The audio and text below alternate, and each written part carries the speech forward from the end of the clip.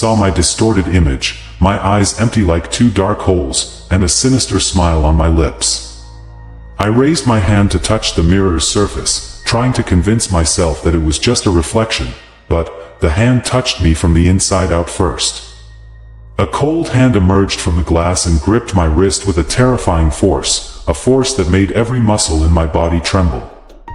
Only then did I realize that I wasn't facing a nightmare, but the beginning of the end. That what I had thought was my shadow, my reflection, was nothing but reality, and I was nothing but an illusion.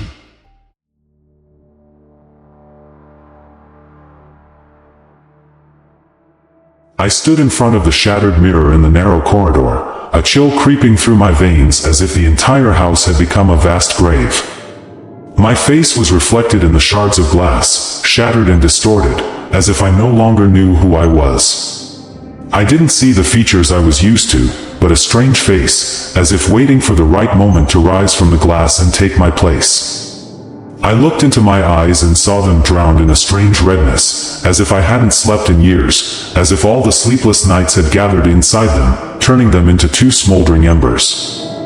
I closed my eyes for a few seconds, hoping to find a moment of calm, but the sound returned again, that fragmented whisper, filled with ragged breaths, approaching my ear, as if someone was standing right behind me, extending their lips to my neck and breathing inside me. I turned around quickly, my heart nearly piercing my chest, and all I saw was darkness creeping between the walls, as if the house itself was emptying its veins of light and filling them with black blood. I am Rock.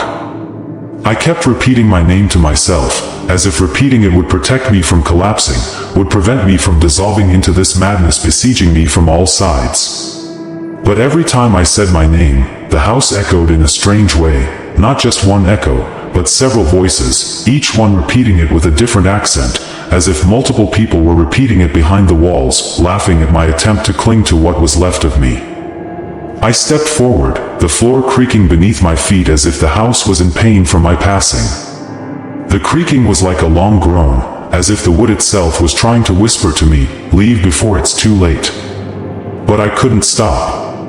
The corridor led me to my grandmother's room, the room I hadn't dared to enter since her departure. Since the night they buried her, I'd avoided even looking toward her door, but now, something drew me toward her. An invisible hand, cold as ice, pushed the door open from the inside, and it slowly opened, creaking as if dying. Its creaking crept into my ear like a blade piercing my nerves. I entered. The room was as I'd left it, but time itself seemed frozen. The bed was in place, covered with a dirty white sheet, with pale yellow stains like dried blood or old tears. Strewn across the pillow were strands of gray hair, still dry, as if they'd been left deliberately to remind me that she was still here, watching over me. The smell of mold mixed with the scent of old medicine filled my nostrils, and I felt as if I'd stepped back years. I approached with trembling steps and sat on the edge of the bed. As soon as I touched the mattress, I felt a strange heaviness, as if someone had sat beside me.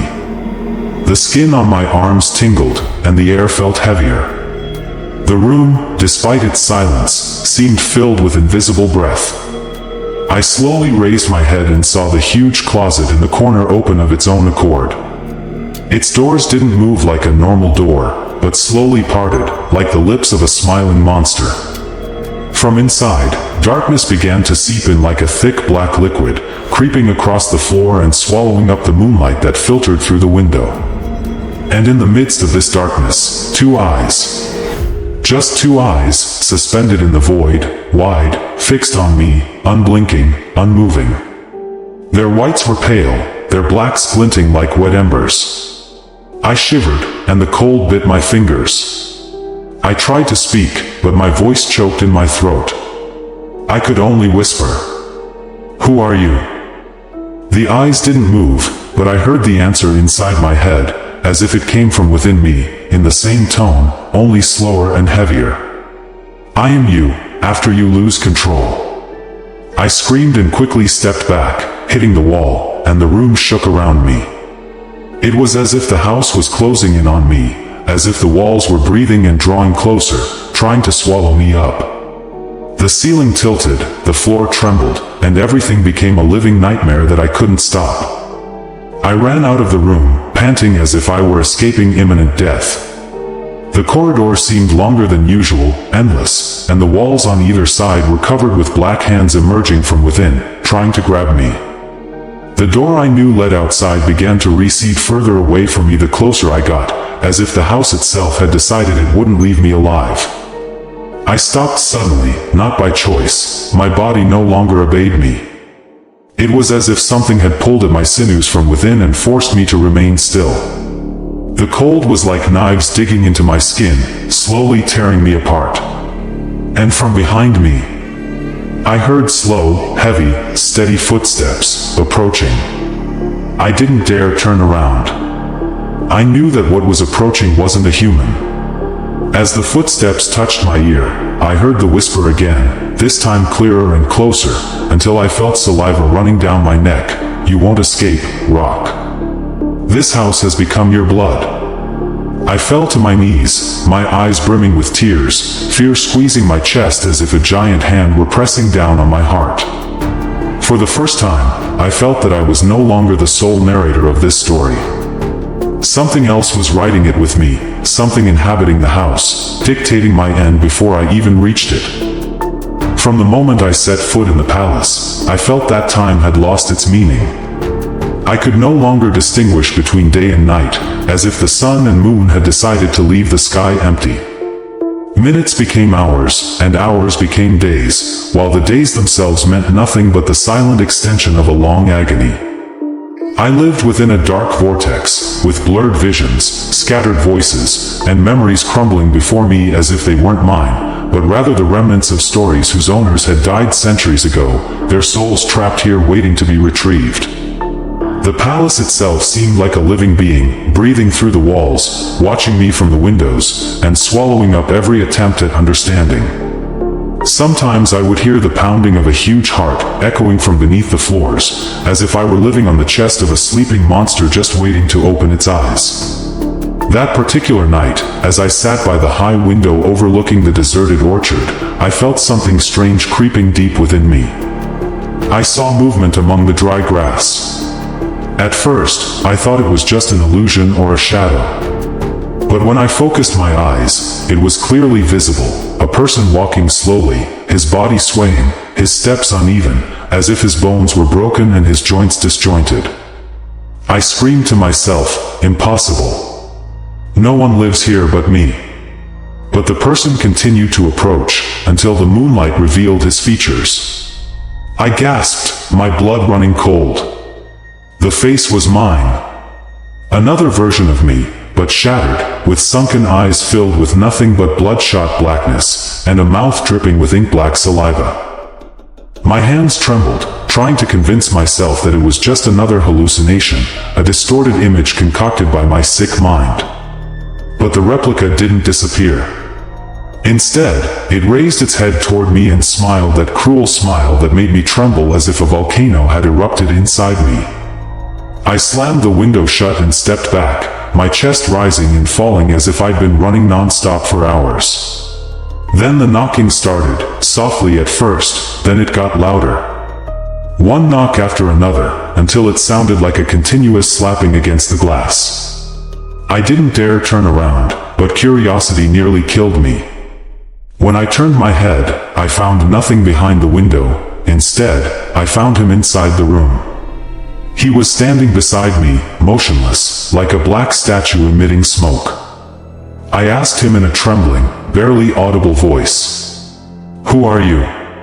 He answered in a voice that sounded exactly like mine, but deeper and harsher, as if the echo of a demon residing inside me. "I'm the other Rock. I'm the one you left behind when you tried to forget." I didn't understand his words, but my heart pounded so violently that I felt it would leap out of my chest. I extended my trembling hand to touch him. My fingers easily penetrated his body, as if I were touching thick smoke. Yet, I felt a chill run through my veins, a chill unlike anything I'd ever experienced before. He whispered to me as he leaned closer, until I could almost smell the putrid stench of decay escaping his mouth, "Don't think you'll survive. Everything you've seen is just the beginning.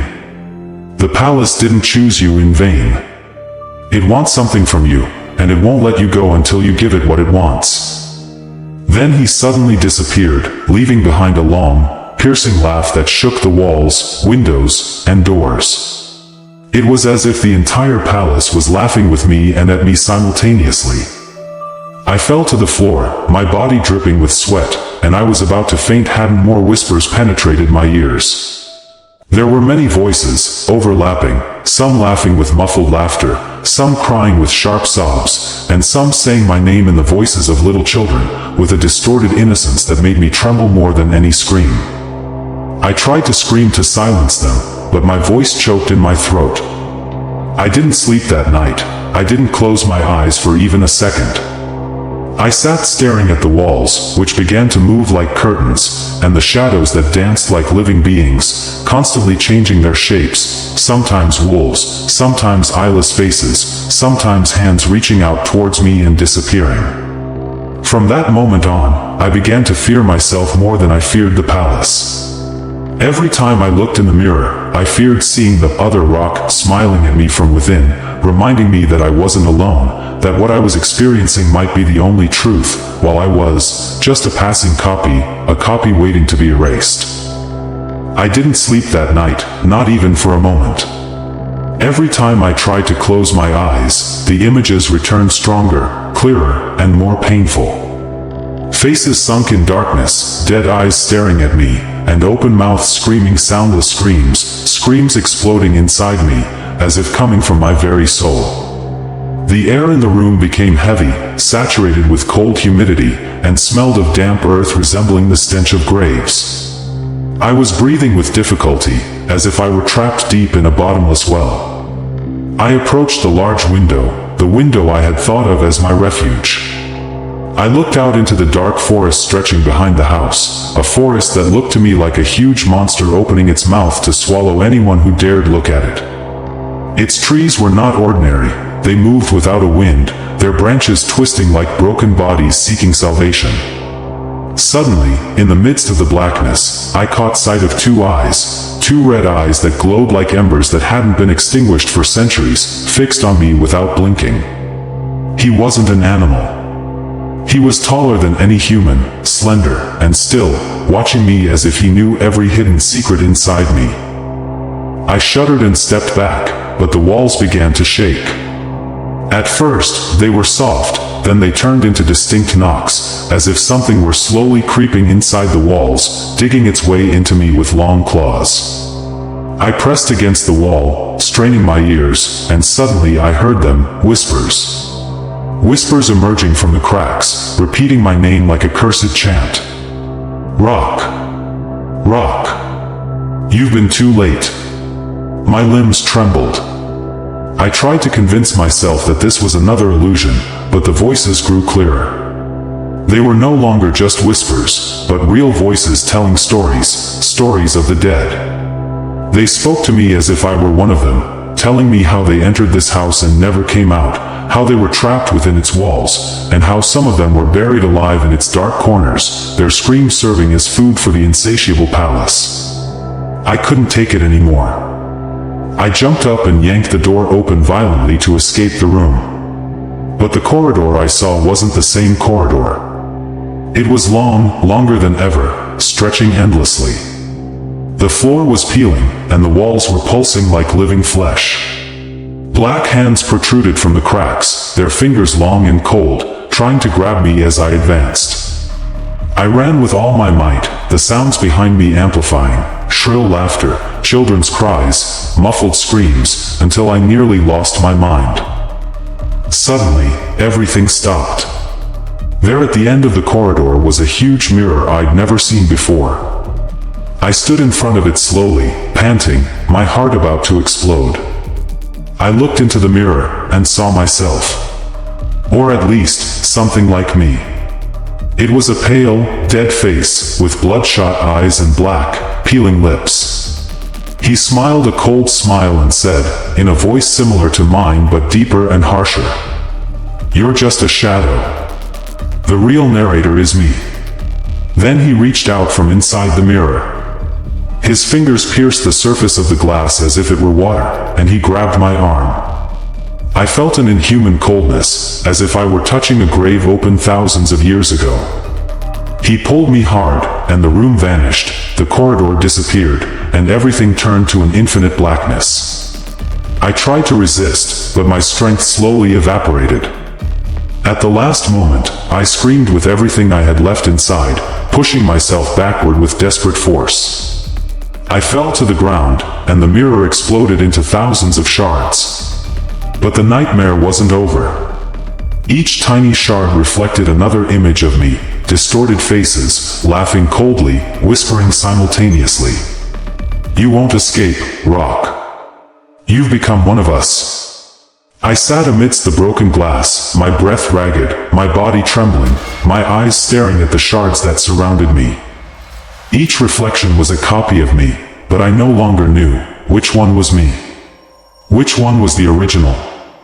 At that moment, I realized that I was no longer afraid of the palace alone, but of myself, of my reflections, of the truth that might be even more hideous than I had imagined, that I had never been just another ghost in the game of this cursed house. Tonight was unlike any other night. I found myself in a world where everything around me was slowly collapsing, as if the earth itself could no longer accommodate my steps. The walls of the house were nothing but crumbling evidence of a long tragedy, and the forest nothing but an endless maze of echoes and shadows. But I had no idea that what awaited me that night would transcend the bounds of human comprehension. The house was immersed in an eerie silence, a silence that pressed against my chest like a heavy boulder. The clock had been stopped for days, or perhaps weeks, and I could no longer distinguish whether time had passed or not. I was sitting on the worn wooden chair when I suddenly heard the creaking of the back door. I swear I had locked it with my hand before sitting down, yet it seemed as if something had forced it open. I hesitated, but a dark curiosity overcame me. I stepped out into the corridor, and the air was painfully cold, stinging my face like tiny needles. Every breath I exhaled turned into a white vapor that quickly vanished. I took hesitant steps toward the courtyard, searching with my eyes for the source of the sound.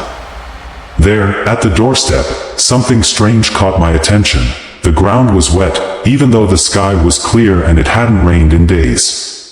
Then I saw those footprints, huge footprints, larger than human feet, bearing a distorted combination of claws and hooves.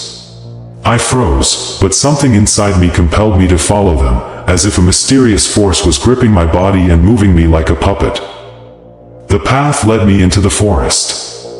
The trees looked different this time, twisted, tangled, as if bending to block my path. From among the branches, I heard vague whispers, voices I couldn't understand but that instilled fear in my heart. I raised my head and saw distorted faces peeking out from between the branches, faceless, but with the feeling that they saw me more clearly than any human. I continued walking, my steps sinking into the damp earth, until I found myself standing in front of an old wooden hut I had never seen before. Although I had traversed this forest many times, this place did not exist. The hut was dark except for a small window from which emanated a dim red light, a strange light that was neither fire nor lamps, but more like the beating of a living heart. I advanced slowly, and the closer I got, the more I felt the ground shake beneath my feet, as if warning me not to continue.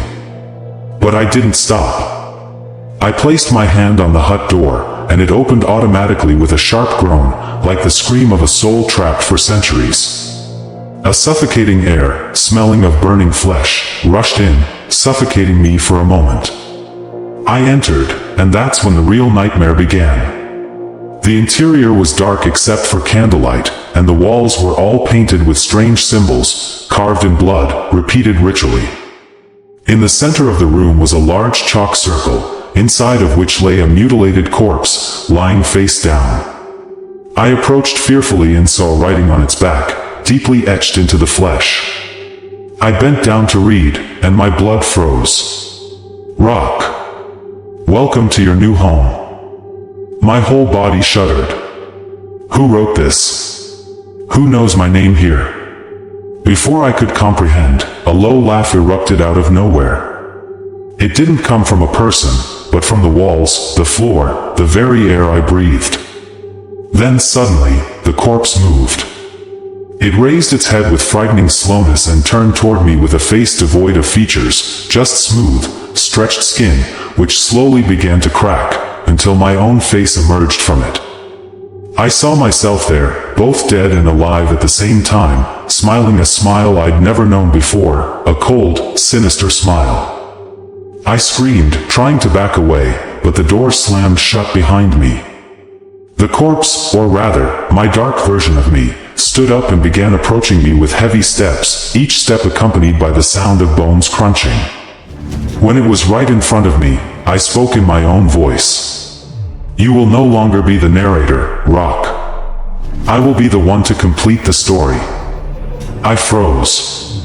I tried to raise my hands to defend myself, but they trembled as if I'd lost control. I turned toward the hut's window and saw my own reflection, but they weren't my own. They were completely black, like two bottomless pits.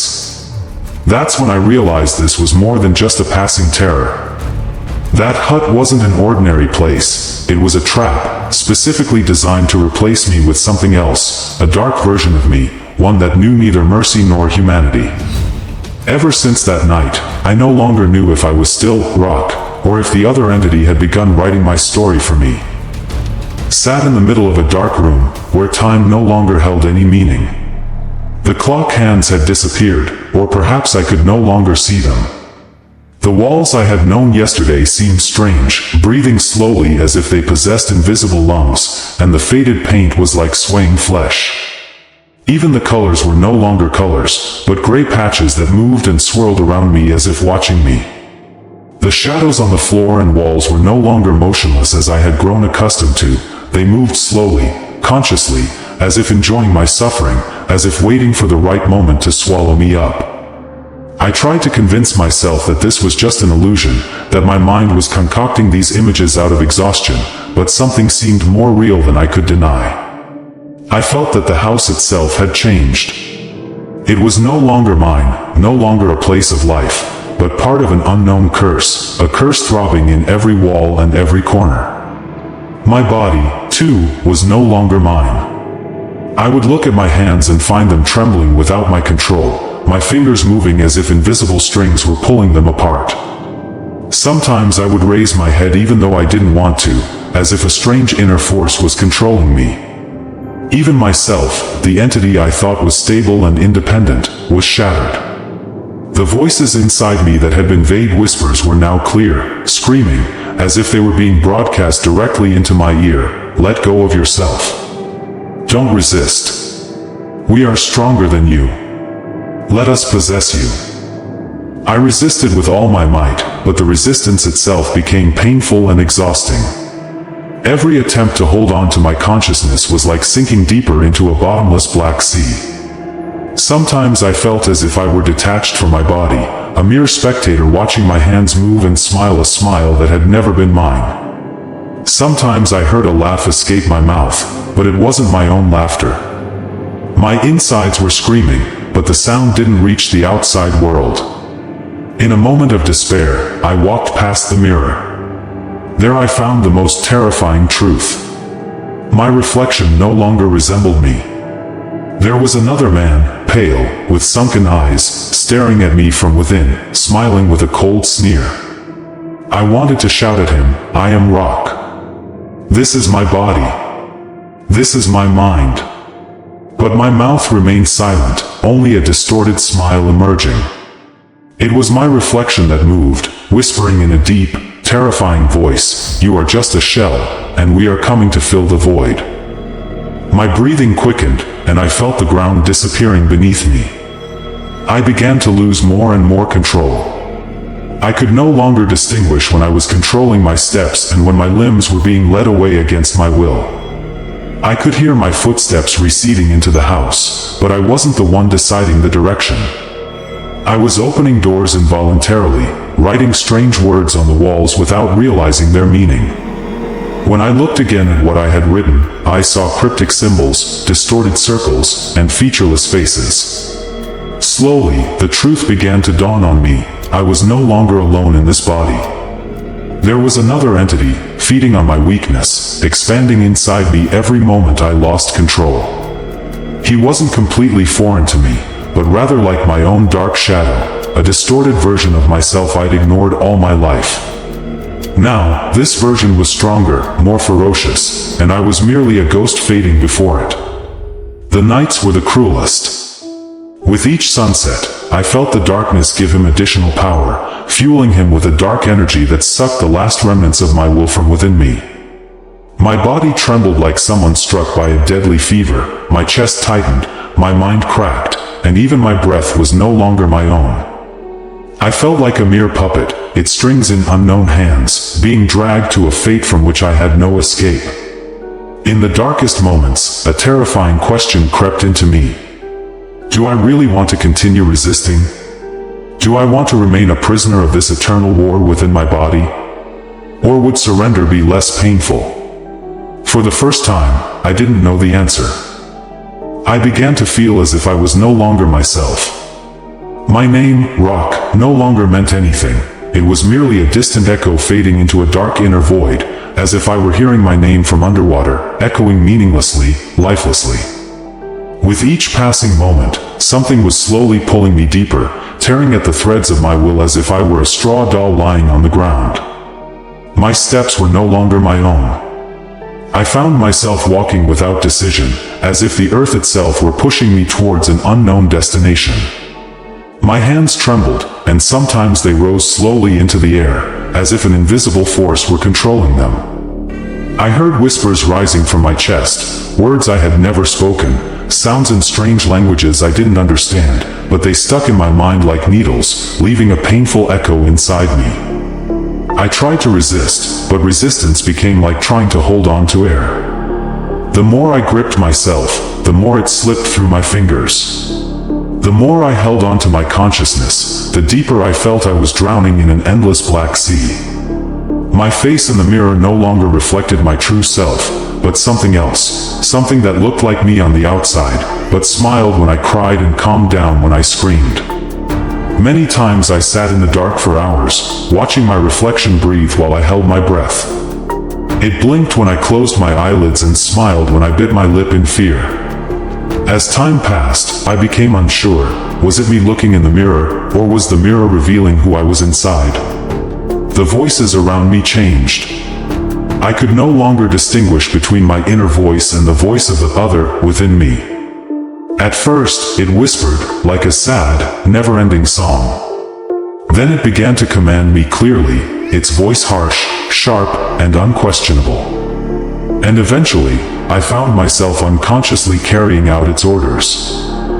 One night, I woke up with my hands covered in dirt, my nails dirty, and my heart pounding.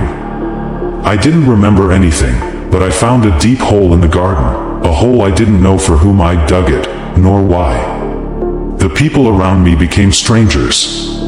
My friends, my family, everyone I loved began to evoke an aversion I couldn't understand.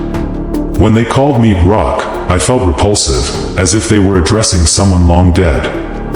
Their faces felt cold, their voices piercing my head like sharp blades. With every moment of surrender, I felt myself disappearing further and further. My interior was like a room where the lights were turned off one by one, leaving me in total darkness. Even my body was no longer my own. Sometimes I would wake up to find traces of blood under my fingernails, strange wounds on my palms, and my clothes torn. But worst of all, I couldn't remember a thing. I would repeatedly ask myself, is there still such a thing as me? Or had I turned into an empty shell, a soulless body, a vessel inhabited by another being? But as time passed, strangely, I was no longer as afraid as I had been in the beginning. On the contrary, I felt comfortable letting it lead me. I no longer had to decide. I no longer had to endure my inner struggle or my weakness. Surrender was no longer an option. It was a way out of my torment. Deep down, I realized something terrifying. The Rock I had known was dead. What remained was not a human being, but a rebirth of something else, something slowly emerging from within me but firmly taking root, as if waiting for the moment to fully declare its existence. My role was over. I was merely a witness to my own end.